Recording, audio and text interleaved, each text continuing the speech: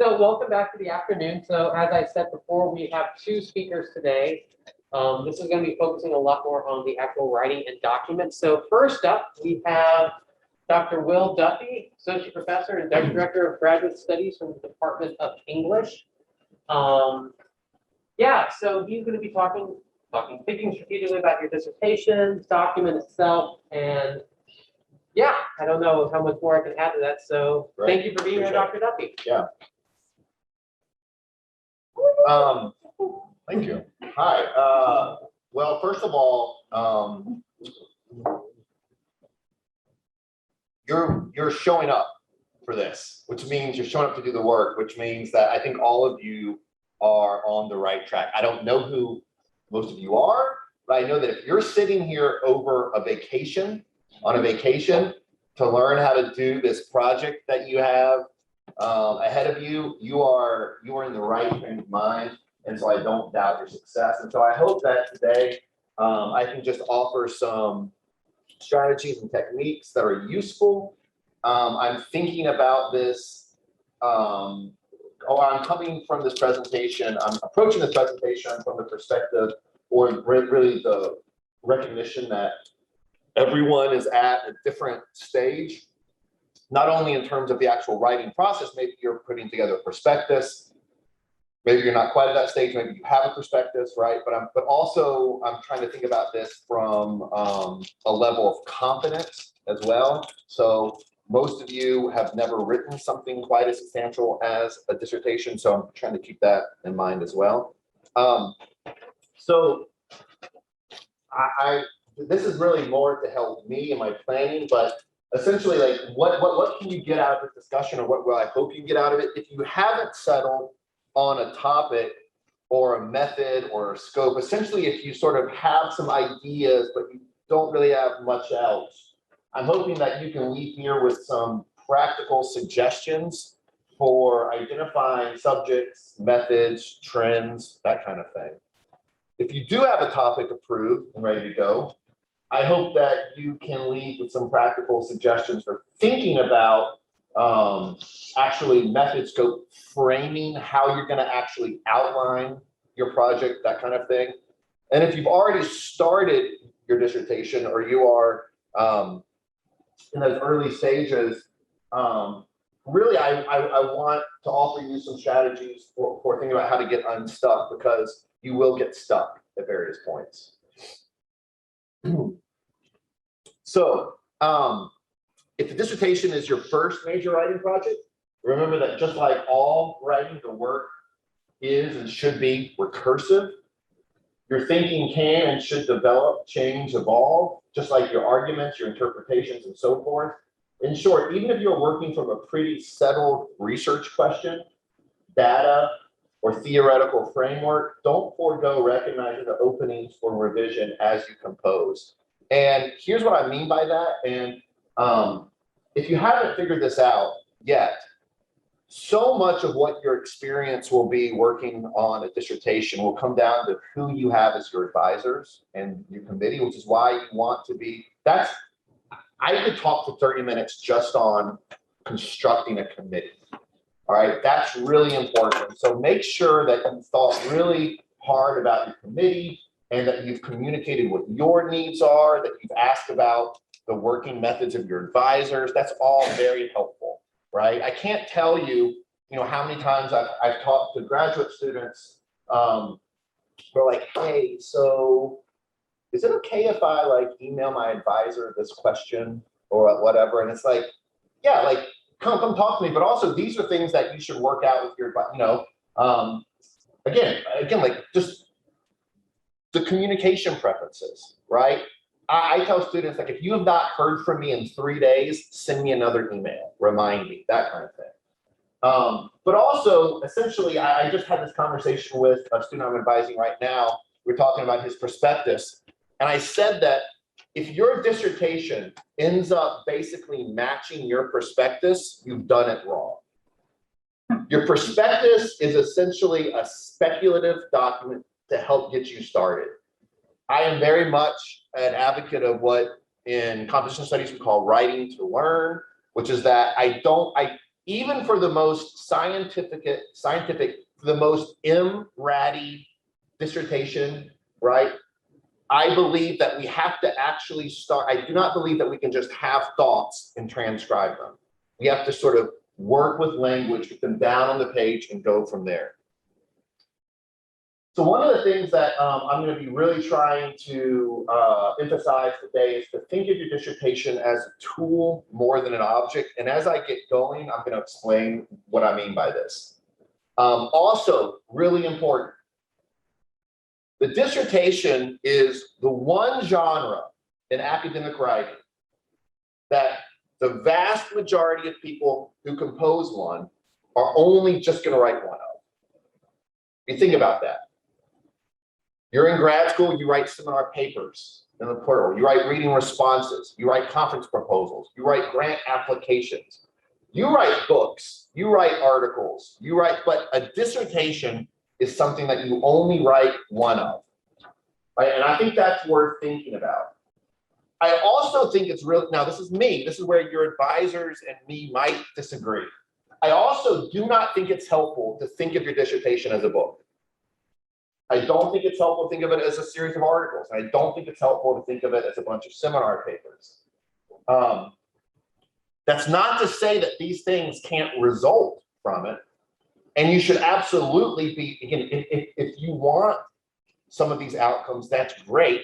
And there are ways to think about that. But when it comes to the actual project you're working on, the actual dissertation, I think it's really important to think of it as a dissertation and nothing else. And again, as we get going, I'm going to be telling you sort of what I mean by this. First of all, what I mean is that I think a dissertation is a great example of what the scholar Elizabeth Wardle calls a mutt genre. As she says, these sort of writing tasks require you to mimic genres that mediate activities and other activity systems. Wardle focuses on the kinds of writing assignments that are often found in first-year writing courses, things like an observation paper or an argument analysis. Assignments that result in texts that don't really exist outside of the activity systems of those specific courses. Even though they might do similar things, an argument analysis paper is not the same thing as an op-ed column, for example, because the latter can be defined by specific genre conventions and usually hold from one context to the next. So if you hear me use this term mutt genre with a dissertation, what I mean by that is you're sort of being asked to do a lot of things that other more recognizable genres do, but the context especially is very different. One way the context is very different is that you're writing for an audience essentially of yourself and maybe 4 or 5 other people. That's your primary audience, right? And so, again, just keep this in mind that, again, again, this is one of the reasons I think it's important not to imagine what you're doing the first draft of, let's say, a book project, but to think of it as something that at some points feels more of like a performance, and at other points feels more like sort of an experiment. Right? You're both writing to perform in the sense that you're trying to demonstrate to your committee that you are qualified to graduate, that you have achieved the performance markers that matter. At the same time, though, you're writing to discover things, to invent an argument, to persuade a potential public, that kind of thing. And you sort of, and I think one of the ways that we often get stuck as dissertation writers is that we sometimes get locked into one of those frames of mind. So when we're locked into this idea that we're just writing for our professors, right, that can stymie that sort of inventional playfulness that I do think is important when you're writing a longer project. On the other hand, you have to remember that, as I said in a previous slide, there's no such thing as a perfect dissertation. And so if you're not getting drafts to your advisors because you're trying to get them just perfect, you're failing to recognize this is partly a performance.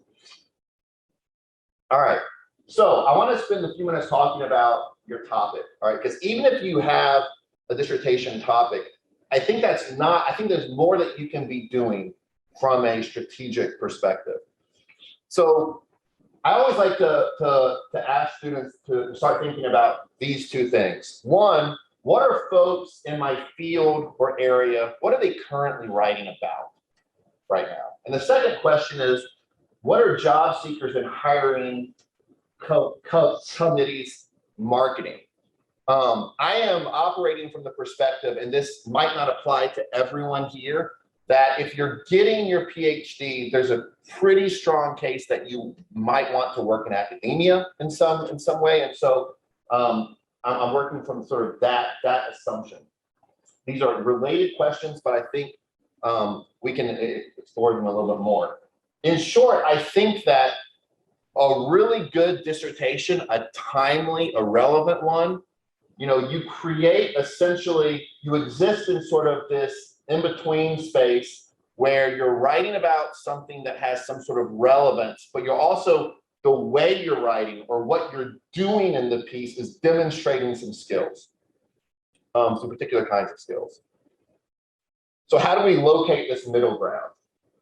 So this might sound commonsensical, but I think it is so important. There's only one way to find out what's being written about in your field, and that's reading. You have to be actively engaged in reading about what's going on in your field. Even if you don't plan to be a researcher who publishes, you must be reading journals in your field to know what the field is up to, which is the first requirement for locating a good dissertation topic. Again, my rule of thumb is identify between 5 and 10 journals that every quarter you go and just look at the table of contents. If nothing else, just go look at the table of contents. If you have some time, read the abstracts. This is going to be really helpful when you're creating an imitation bank, which I'm going to talk about in a few minutes, if you choose to do that. But again, like this is this is just being disciplined. Go in, and we have access to a lot of resources here in the library and online. And so just get in the habit, identify those 5 or 6 journals that sort of represent the sweet spot for whatever area you're in, right? These are the journals where people like to publish or whatever, all right? But you have to be up to date with what people are actually publishing about. And then the second thing I think you need to do is study job ads. What's being marketed? Essentially, if you are reading job ads every 6 months or so, academic job ads at least, not only are you gonna you can sort of separate all the boilerplate stuff from the really kind of good, important, juicy material, which is when committees are saying sort of we're looking for someone who can do X, Y, and Z, or someone who can assist us with this kind of thing, right? That's where you can start to kind of figure out where this sweet spot is. What's being written about, what are people interested in, what kind of overall sort of subjects are trending right now. All right, so when it comes to observing dissertation trends, I think that if you haven't already, you need to set up a date with Proquest's Dissertation and Thesis Global Database. So I'm going to go to in a second. You want to create a file to record relevant data that you glean from that database. And so let me just show you what this is. How many of you know about this database? A couple of you? Okay, so I pulled it up right here. So if you go to the library website, here we are. I'll just show you how I get there. I go down here to search databases, and I've searched this before, so it's already there. I just type in Proquest Dissertations, and there it is.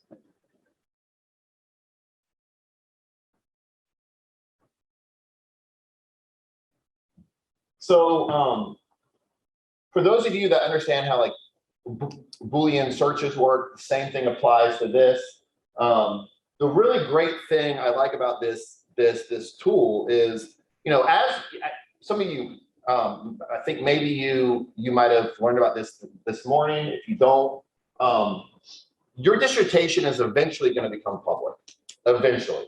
You can put an embargo on it. They're like, it's eventually going to become public and searchable.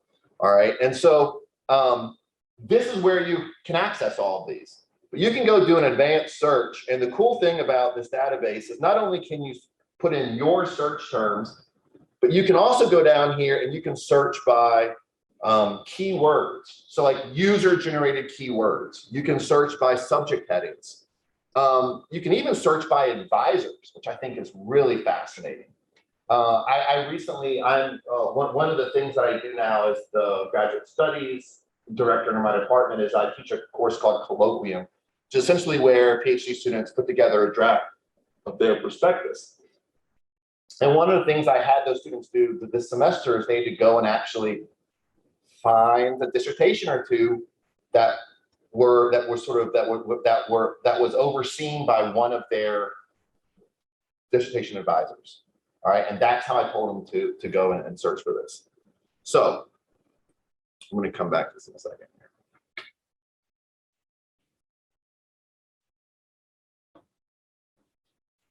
Again, so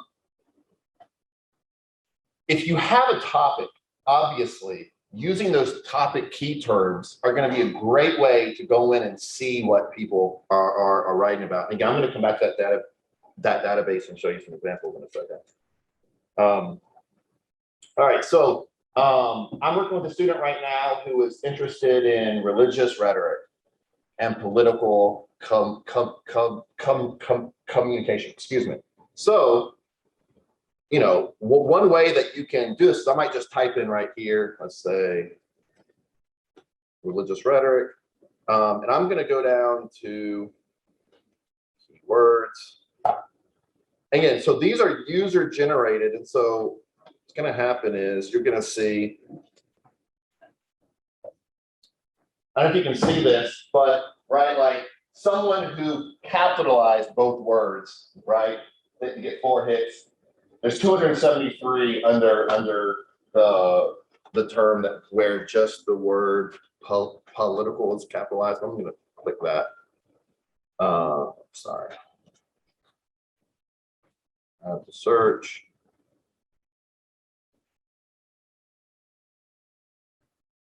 And so this is what shows up. This is what like your results look like. And in a lot of cases, you can actually just click on the full text PDF.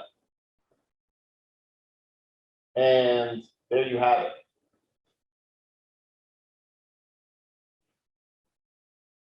You can go through and read the acknowledgements, the abstract, that kind of thing. Right? And there it is.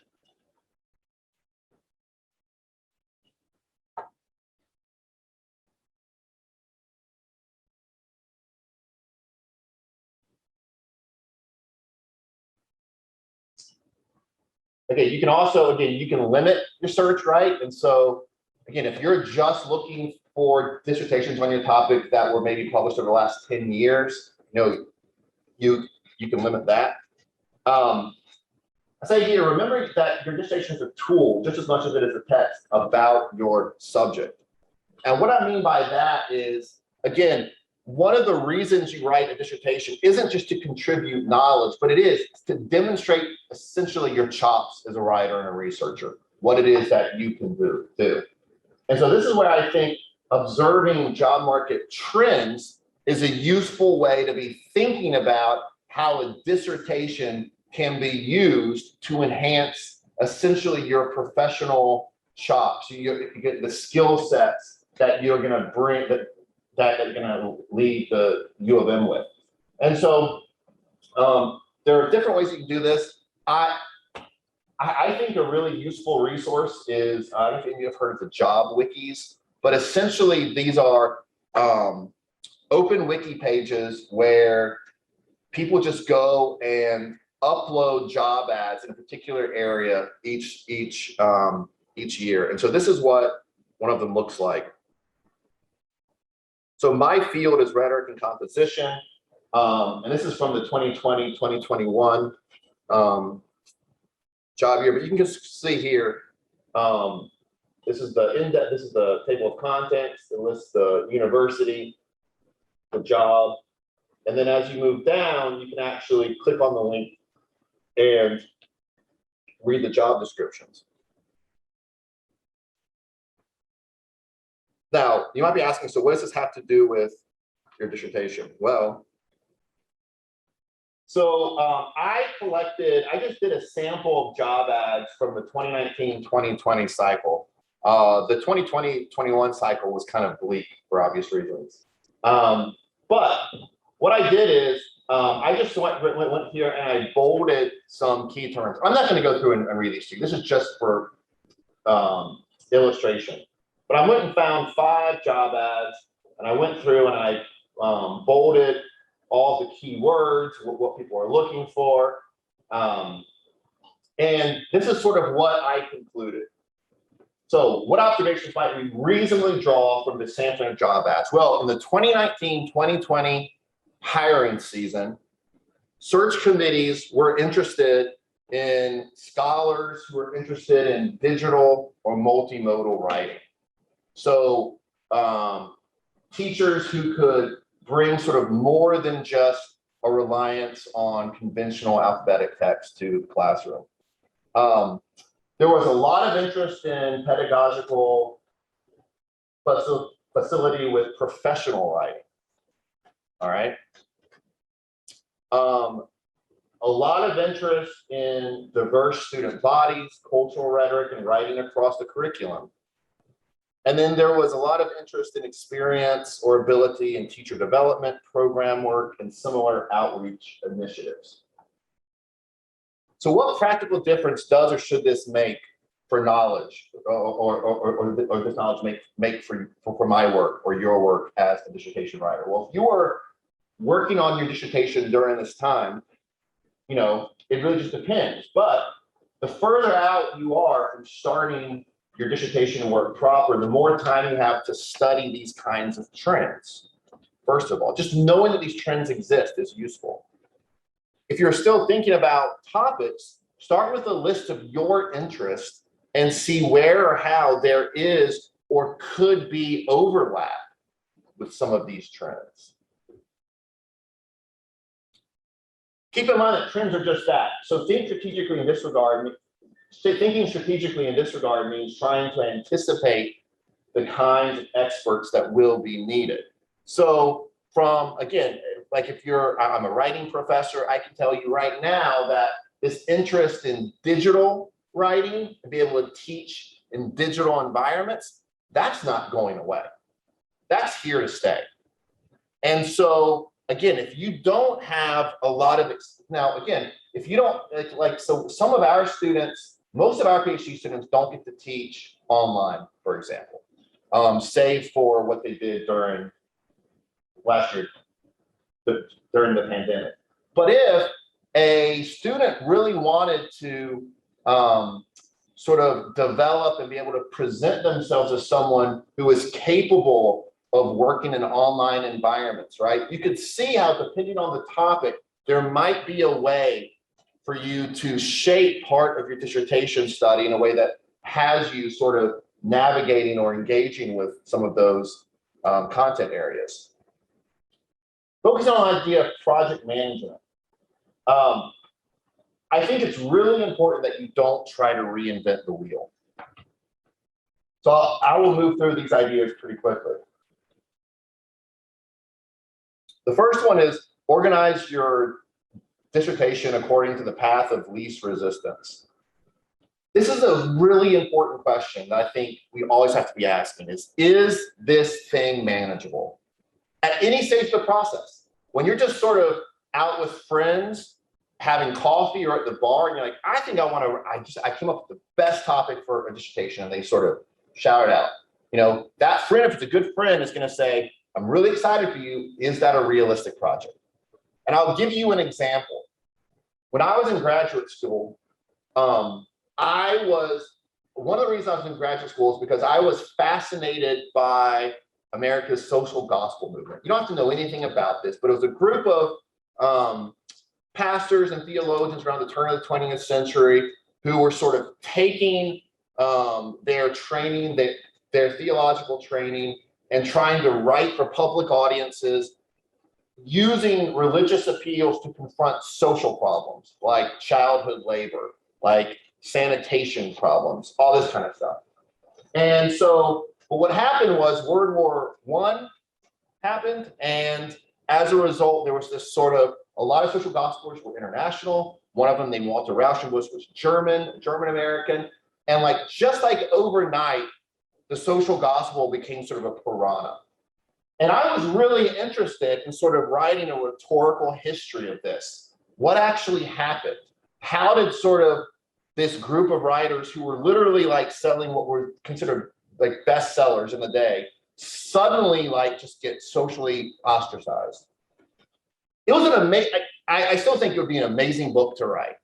I went to, I mean, I did a independent study. I started, when I was, I started writing a prospectus, and then I sat down with one of my advisors, and he pointed out, he's like, listen, this is a great idea. To do this idea right, here's what you're gonna need. You're gonna need to travel to this archive, to this archive, to this archive, to this one over here. You're gonna have to basically know where to go to find stuff that you don't even know exists yet. Oh, by the way, you're a grad student. We can give you like $500 for this, but otherwise you have to pay out of pocket, right? Also, are you prepared for the amount of time it's going to take? Essentially, what I was starting to confront was this was a great idea, but I was professionally not at a place where I could pursue that idea realistically.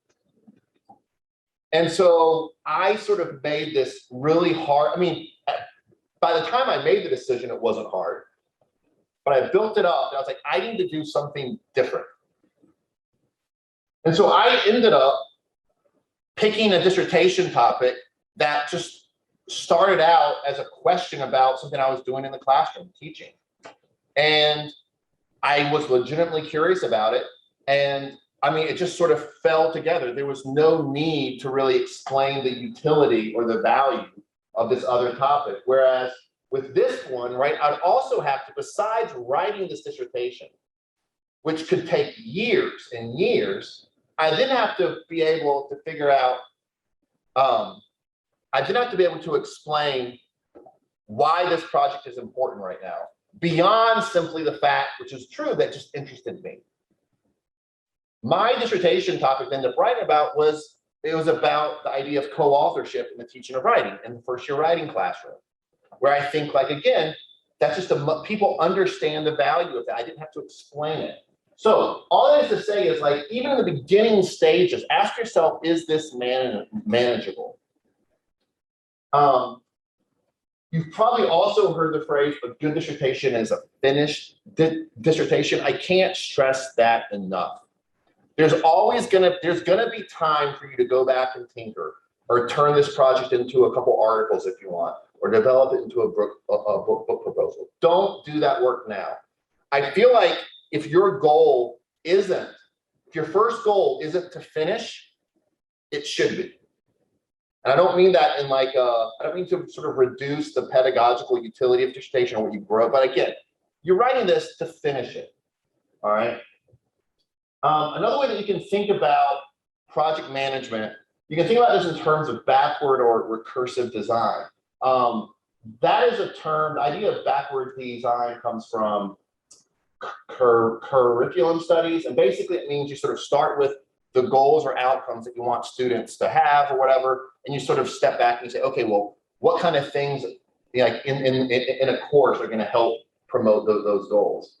I think the same thing applies to, let's say, when you're writing a dissertation. What are some of the goals? Like, what do you want readers to sort of walk away with your project thinking about? That kind of thing. You can also think about your dissertation as a series of smaller assignments. This is really helpful too.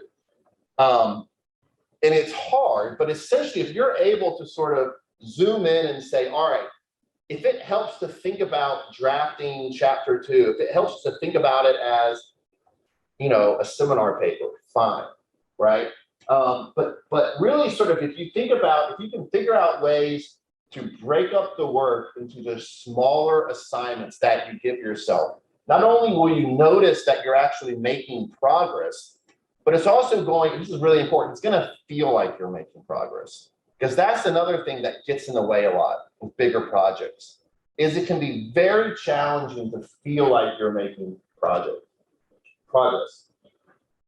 And I also really like iterative work structures. And here's what I mean by that. This is what I was saying. It's always useful to talk about working procedures with your committee as early as possible. So I am someone that really believes in the utility of, like, I'm going to write my chapter 1, and then I'm going to send it to my advisor, and I'm not going to wait. I'm going to start chapter 2. And my advisor might come back to me and say, chapter 1 is a disaster, rewrite it. But I'm already going to be starting on chapter 2.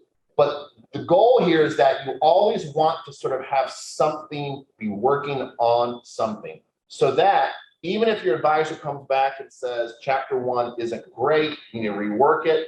Well, if you need to, you can pause chapter 2, get back to chapter 1, and when it's time to move on, you already have some writing on the page. I can't tell you enough the value of having writing available. Any way that you can find to to inscribe words, if they're messy, if they're outlined, whatever, this is so important. And so I think finding a work structure with your advisors that allows you to have this sort of iterative process. So those terms, prototyping, testing, analyzing, refining, that comes from user experience. But essentially, if you think about it as a dissertation work, right? Prototyping is just writing a first draft, getting a first draft done. It's messy, it's incomplete. Testing, you can think about it in terms of giving it to one of your readers, your advisor. Analyzing can mean kind of coming back with their feedback and then thinking about where it needs to go. Refining obviously means doing that actual revision work and then repeat that process, right? Move on to chapter 2, start writing chapter 3 or whatever. All right, I'm going to start to wrap this up and then we can open up to questions. I am a very strong supporter of imitation. And by this, I mean, I don't mean plagiarism.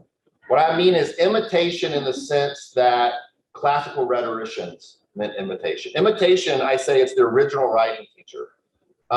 If you were going to go train at the Lyceum, your first assignments weren't to write speeches, it was to memorize speeches that had already been delivered. Because the idea is that you can hear some exemplars and you need to internalize the style and structure and cadence of these exemplar speeches. And so a few things I want to talk about just for a few minutes. I think you can think of imitation as a resource that you can consult at any stage of the dissertation process. It can be approached by matters of degree, and I think it's a tool that you can use if you can start to curate documents for an imitation bank. So let me just tell you what I mean by this. So writers always negotiate resistances. That's the term that I like to use. Some of these resistances slow us down and some force us to stop and regroup. By resistances, I mean everything from, hey, there's a parking deck being built outside of my office door. That's a real example. That was happening. I cannot think with this parking deck being built. A resistance can take the form of, hey, I had this really great idea I was going to write out today, and now it's on the page, and I realize this sucks. It's not a good idea. So what do? A resistance takes the form of even, and this is, I think, something that I'm guilty of, some of you might be, resistance can take the form of, I'm just going to go check and make sure I've read all the articles I can find about this topic, right? Maybe there's a newer one, right? Resistance is literally anything that slows down the work, and in some cases, gets you stuck. And so I think that in these moments, imitation can be a technique that gets you back on track. And so there's, I'm just, these are some terms that I like to use with students, ways to talk about sort of degrees of imitation. So first of all, I like the idea of taking a long zoom approach. And so for example, this is from that search that I did earlier. Let's say I'm working with my student Luke, and he's at this early stage. He's trying to develop a chapter outline. Well, let's say Luke has gone and he's found 5 or 10 dissertations that all sort of, for whatever reason, sort of represent or do the kinds of things he's hoping he might do in his dissertation. By taking sort of a long zoom approach, he can, for example, just go to the tables of contents for all these projects and just go through and look at how they're structured. How long are they? What's the organization? And then, so if he has in his head, well, there's like 4 sort of subtopics I know I want to cover in this dissertation. By sort of taking this long zoom approach and doing some mapping work, Luke can kind of step back and say, all right, well, here's one possible structure that makes sense. And how he knows it makes sense is because there's material evidence that it makes sense. It worked for some other person, right? So again, like when you're thinking in sort of big, sort of broad terms, right? Imitation can be really useful just in terms of going and looking at something as simple as a table of contents. You can also think about, I use the term mapping here. So this is the first 2 pages of this project, or the first 2 pages of the first chapter. And the markup here, basically what I've done here is, and I'm not going to read all this to you, you can't read it, but that second paragraph, I'm just going to read this to you. Given the centrality of political discourse to a representative democracy, it is somewhat surprising that in the United States, a country premised on a separation of church and state, that religious rhetoric occupies a central place in America's national conversation. While a wall of separation between the 2 institutions has been ingrained in the American mind since Jefferson first coined the phrase, electoral campaigns make consistent use of religious language, and as Hart has written, candidates who violate these strictures are marginalized, heard but not listened to. This presents an apparent paradox. It goes on. So if I'm now working with my student Luke, and he has presented me, let's say, with the first draft, and I return to Luke and I say, listen, you've done a lot of great things here. I'm sort of unsure about what exactly this first chapter, like what your goal, like how exactly, how do you want these pieces to fit together? And then I say, you know what? I need you to write a more effective introduction for this chapter. Well, then what Luke might do is he might go to literally the first, chapters of a few of his dissertations and look and see sort of, all right, how are they structured? And I highlighted this part right here just because it models a really important rhetorical move, which is that sort of observe, you probably heard this phrase, it kind of calls out a gap of some kind or a question. And then with that phrase, this presents an apparent paradox. That innocuous phrase does so much work. It basically says, here essentially is what this chapter is going to be about. I'm going to be exploring this thing. And then from just stepping back and thinking, okay, well, that's literally done in the second paragraph of this first page, right? And then go here. You can then see, you can't read this, but that first sentence says, this dissertation addresses religious rhetoric in American politics. Again, sort of moves from stating this problem that he's going to investigate, it moves into essentially what is a thesis paragraph for this chapter. This is that second area that's sort of, after you've sort of done the long zoom approach, you can use imitation to literally sort of map out how writing might look on the page. You can use this kind of imitation for identifying, if you know, for example, that you are terrible at transitions. Great.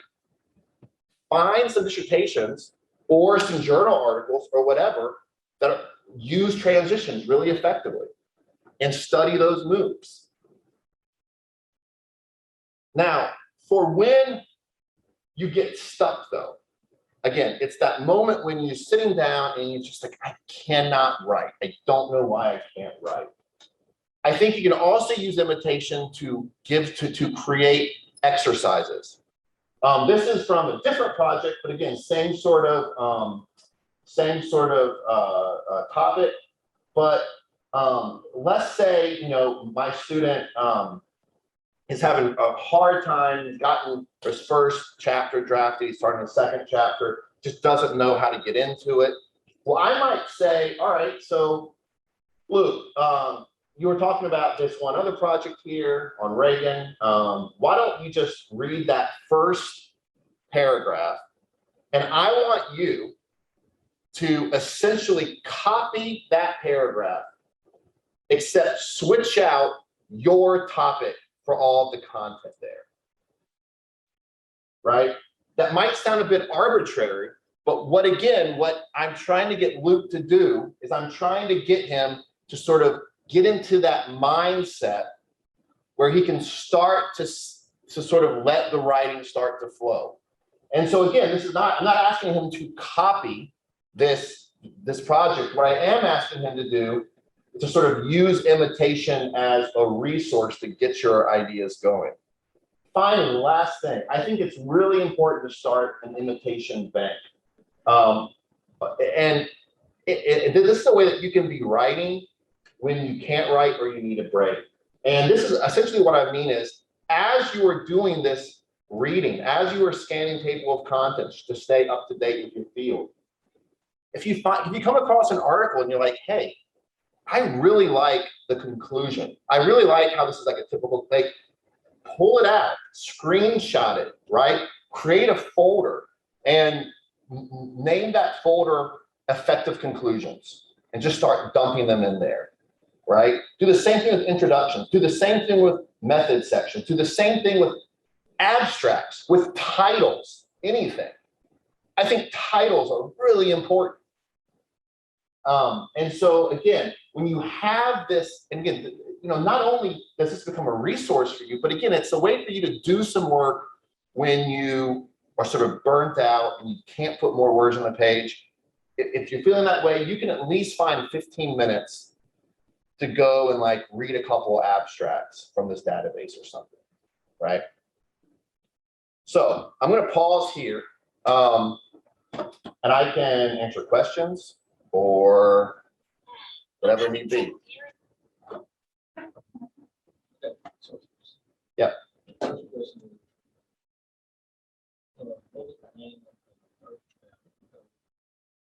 What's the name of the first draft? Yeah. Which first draft? I think it's Oh, the Proquest. how long should you stay on there? You shouldn't stay too long. Cool to go.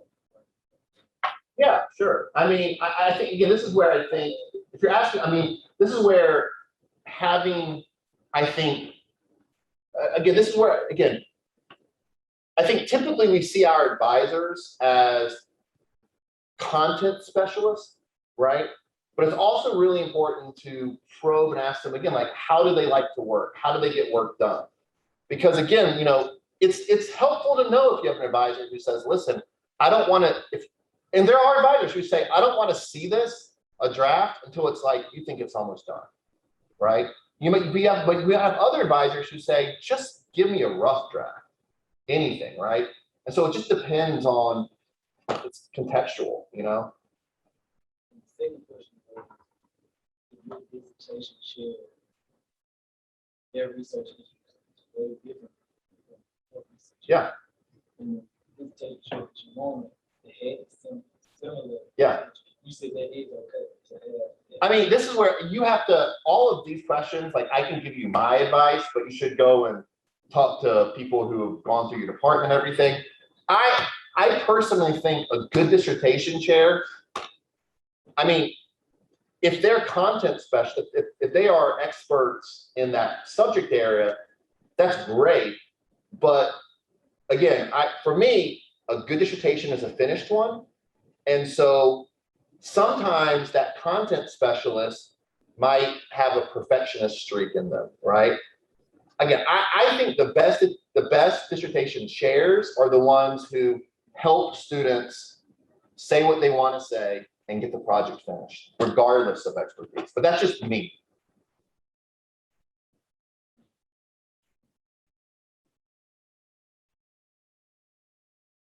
There are a few things that I kind of wanted to underline from what I think is a really, really amazing talk. And I said this before to both Dr. Duffy and others, that a lot of my thinking behind this whole program is, what do I wish someone had told me those decade plus ago when I was where all of you are.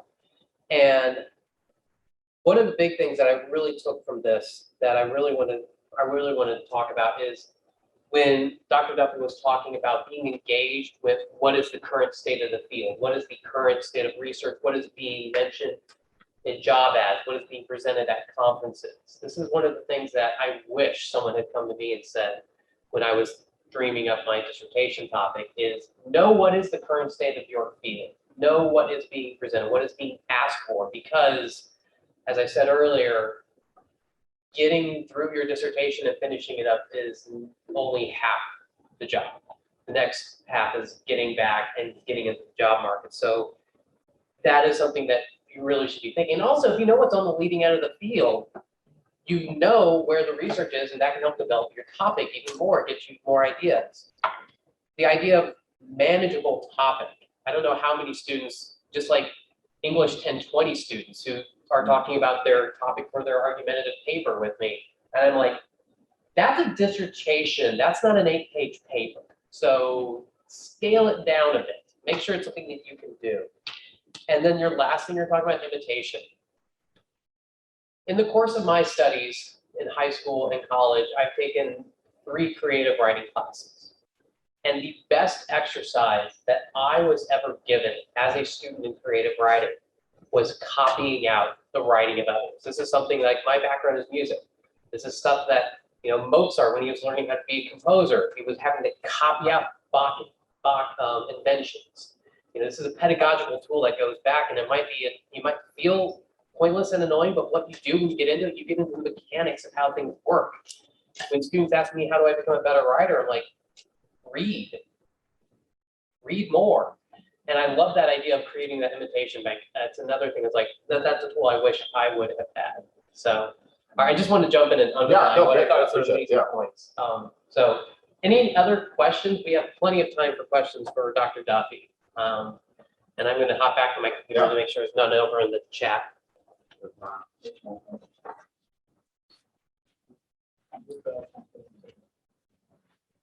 And speak up when you have questions so we can make sure to get the audio.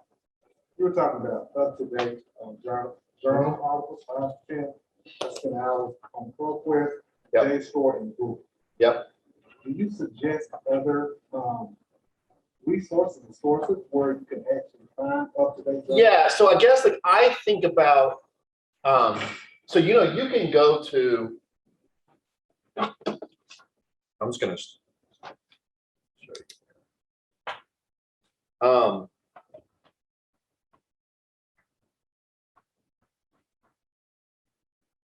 So I know that a lot of folks will, if they're gonna go here, they might just start with this generic search box and go from there, which I think is fine, but again, for what I do, right, and I'm just gonna use my field as an example. I know that I'm a rhetorician, so I know that let's say one journal that's really, I'm going to go down here to search journals. Well, let me give you my example. Yeah. Education reform. Okay. So then what I would say is, so what are some journals that come to mind that are there journal titles that you come across pretty frequently? A lot of articles around No Child Left Behind, Race to the Top, ESSA. Yeah. The Nation at Risk. So again, I think this is where I think topic is important, but venue is even more of a useful guide. So in the system, I'm just going to go back to this example. So again, I know that there's a journal called Rhetoric Review that publishes a lot of stuff that relates to my research. I'm going to find, I see that, you know, we have it here. We have full access. And so what I'm going to go do now is I can now go and I can search keywords just in this journal. Because the fact of the matter is, like, let's just say, for example, again, the idea of like religious rhetoric and politics. Well, you know, there are going to be political scientists who are writing about religious rhetoric, but the writing conventions in political science are very different from the writing conventions in, let's say, like writing studies, rhetoric studies.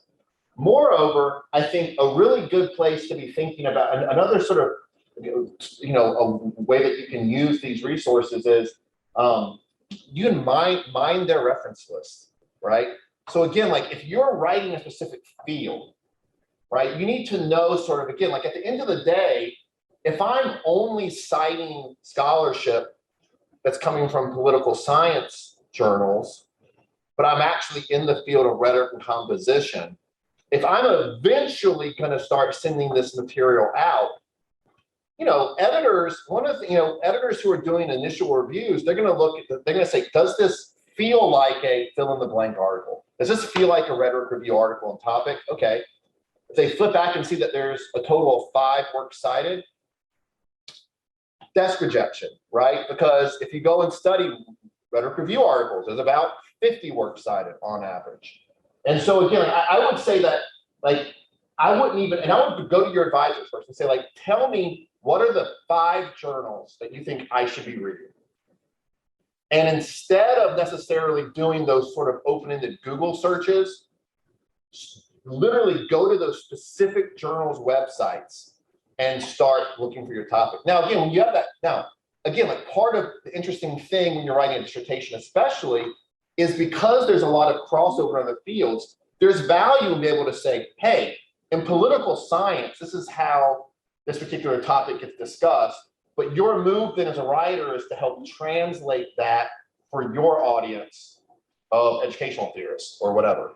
So actually, there's actually a tool on the library we have access. Oh, great. That Yeah, come show us. if you don't know what those journals are, and this is something that I have only really started using myself. So go back to the libraries. Go back. I love that you use search databases. Yeah. You made my library hard to say. Sorry. So if you search here for databases, it's something called browsing, which what is so great about browsing is that if you don't know what those journals are, which, as Dr. Duffy said, one of the best ways to know what those are is to look at reference lists, see where things are being published. But if you have no idea where to even get started, you go to browsing, you can actually start like, what was your field, sir? Educational form. Education, okay. So that is, gosh, where is it nested? Is it under, I'm trying to remember where it is. Sometimes it's, I think it's under arts and humanities, I'm guessing. Nope, I was wrong about that. I know it's in here somewhere. I just have to remember where they have it. Okay, let's actually just search. All right, so education, all journals. And then, as you see, under education, they have it even further faceted. I'm not sure if they specifically have something for education reform. Doesn't look like it specifically. Oh, education philosophy and policy. That's probably where it's going to be. And at each one of these levels, you will see, like, you can look at what are the journals specifically dealing with this topic. And if we actually full screen this, oops, I did not mean to go there. But you can, yeah, so if you go up here, journal rank, this will actually give you what some metric of impact factor, how many times are things being cited from this journal. You might hear some faculty members talking about impact factor, impact metrics. And that way, you can see that's basically just a ranking based on that of what are the top journals in this specific dealing with education philosophy and policy. So if you want to know what are the top journals, this is one way of doing it. But yes, definitely do also talk to your advisors, because these rankings are sometimes a little fuzzy. And it seems like every database or information servicer has a slightly different formula for determining these things. But this is a great way if you don't know where to start. This is a great way of getting started with that. Michael, Yes. are all of the journals that are listed in Drowsy also available to us? I believe these are, at least we have some access to at some capacity, but like with all of our journals that like you can find things in our database we don't have access to, or we don't have access to that article because it's still under embargo for our subscriptions. But this is where I will always say, on the other side of that wall back there is the amazing interlibrary loan department. And if we don't have it, they will get it for you. So yeah. Yes, browsing, it's a great tool.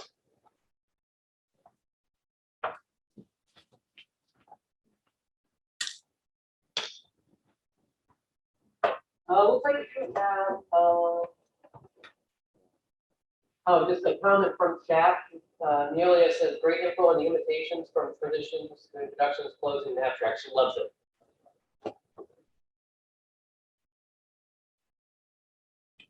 Well, thanks, everyone. Good luck with your writing. Feel free to, you can look up my information on the U of M website, but feel free to send me an email if you have a question about anything, even if it's just a very nuanced question about your own project and you want some advice. I'm happy to help.